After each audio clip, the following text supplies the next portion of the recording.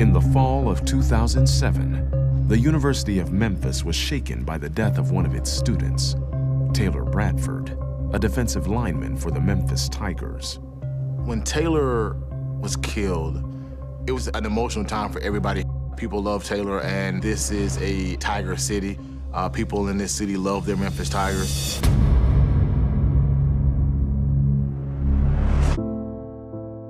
Playing football had been a dream of Taylor's for as long as anyone could remember. When he was a little boy, he would walk around with a football helmet on his head. So it was just understood he was going to play. He was excited about the littlest things. He loved holidays. He was that type of kid. And he had a big heart. Just a big old teddy bear. To imagine a baby who had gotten to be so large where he could pick you up now. He loved to hug. The Bradford family had always imagined that their son would have a bright future.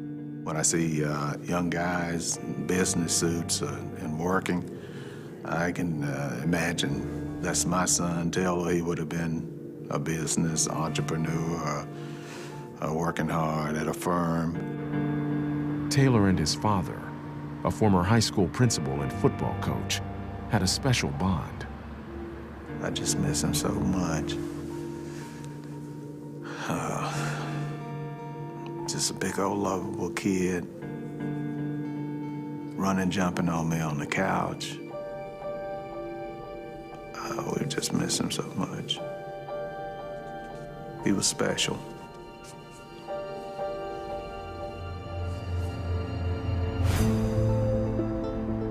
Just 2 days after the death of Taylor Bradford, the Memphis Tigers were scheduled to play a game.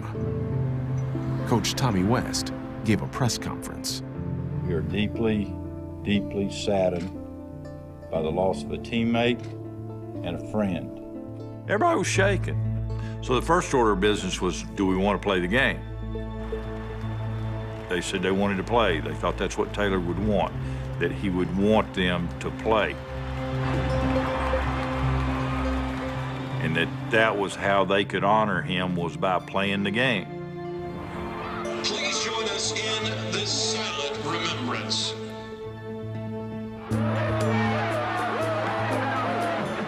Despite having lost their 2 previous games, the Tigers honored Taylor with a win.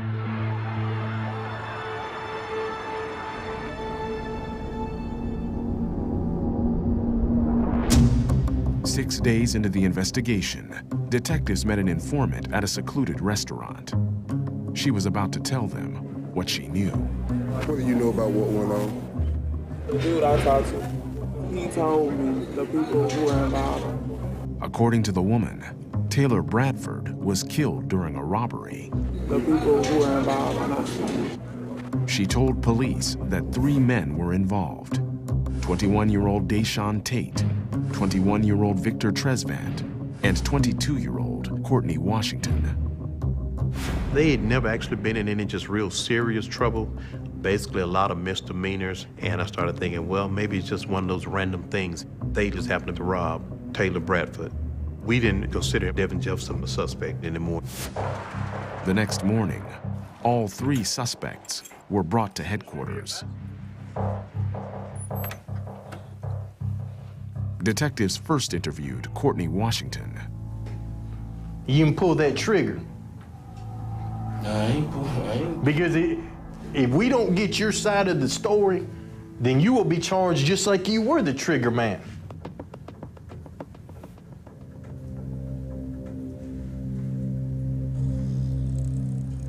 How do you know Victor Tresvant and Deshaun Tate? I went to school with them.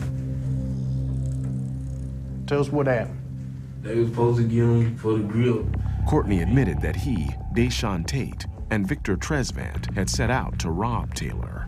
I drove him to it. Vic came back saying that he shot dude.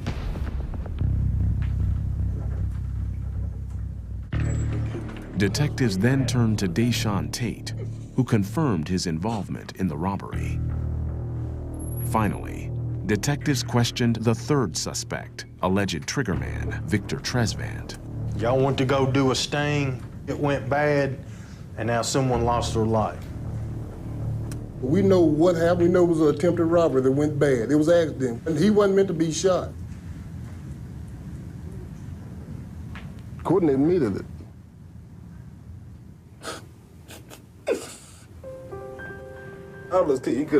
They could have all been avoided.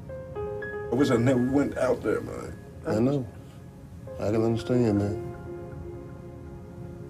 In a split second, someone's life's taken, and it was senseless. This was supposed to be a robbery. But robberies, they always go bad, and Taylor Bradford lost his life as a result of it. Who masterminded this whole thing?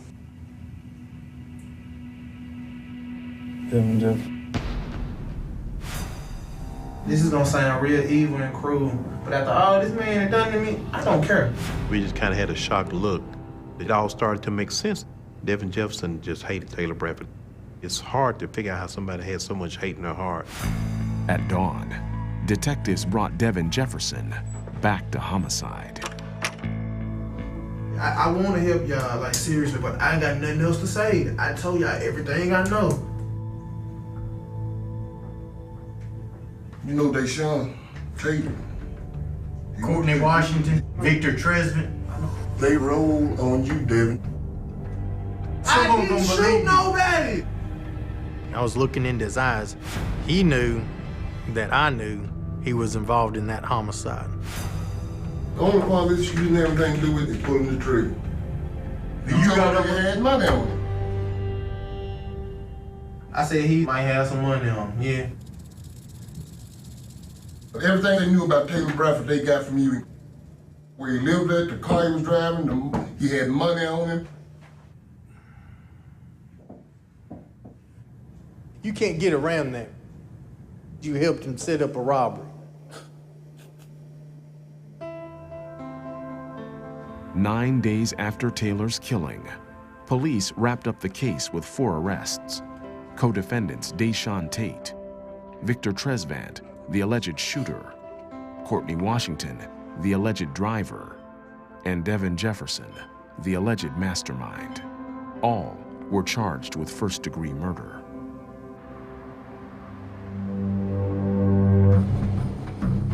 Detectives turned the case over to veteran prosecutors Reggie Henderson and Ray Lapone. They would have to decide which of the 4 defendants to try first. Devin's dorm room, and this is Devin's show. Basically, but for Devin Jefferson, this never happens. He was the one who instigated this. It was his plan. It was his idea. So Devin Jefferson, we felt that he would be the one to try first. Building a case against Devin was not going to be easy. You're asking a jury to convict an individual who wasn't present during the actual carrying out of the crime. In addition, prosecutors were concerned that the jury would have trouble convicting Devin since he didn't pull the trigger or plan on Taylor being murdered. Well, one of the biggest challenges was to explain the law to the jury and make sure they were willing to follow a law that would hold someone accountable for a homicide when all they had intended on doing was a robbery. Just because the result turned out differently than he wanted, he owns that result, and the result was Taylor was murdered. The state would rely heavily on the testimonies of co-defendants Deshaun Tate and Courtney Washington, as well as hard evidence. One of the most compelling pieces of evidence were the cell phone records. These were calls between Deshaun Tate and Devin Jefferson right before the robbery and right after. So Devin Jefferson remains at the scene by phone. Despite the evidence, one person was not convinced that Devin was the mastermind. Kim, did you pull that motion to suppress? His attorney, Charles Mitchell. I believe that the 3 co-defendants were going to rob somebody. They knew that people on the University of Memphis campus had money, that they were easy targets. Devin was not the mastermind. Victor Tresvant made the decision to shoot and ultimately kill Taylor Bradford. Devin had grown up in a rough neighborhood in Memphis and was the first person in his family to go to college. Devin's mother and Devin's grandmother had fought for Devin all of his life to try and get him educated and to try and put him in a position where he could succeed. But I think that the streets of Memphis reached up and pulled him back down. If convicted of first-degree murder, Devin faced a mandatory life sentence.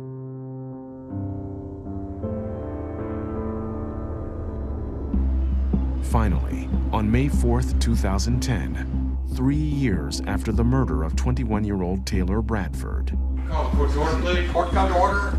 Devin Jefferson's trial began. Bring out Mr. Jefferson, please. For the first time, the Bradford family faced one of Taylor's alleged killers in court.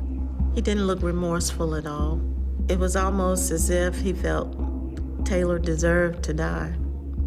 I just can't imagine hating someone so much that I would want them to die.